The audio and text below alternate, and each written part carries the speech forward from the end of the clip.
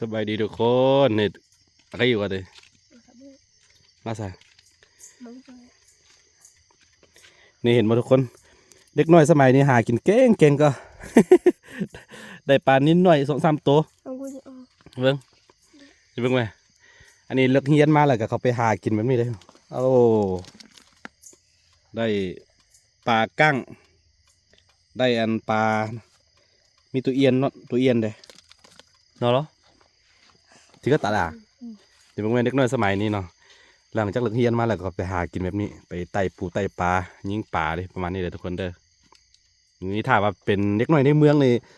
น่าจะเล่นเกมอยู่แต่ว่านี่ เด็กน้อยหัวหากิน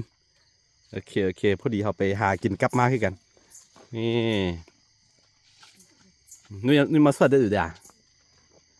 เนี่ยทุกคนในชีวิตคนอยู่ภูอยู่ดอยอยู่บนนอกเนาะ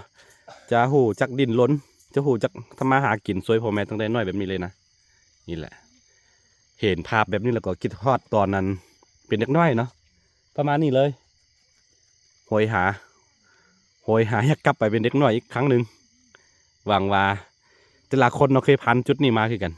นี่แหละท้ายให้ทุกคนได้เบิ่งกัน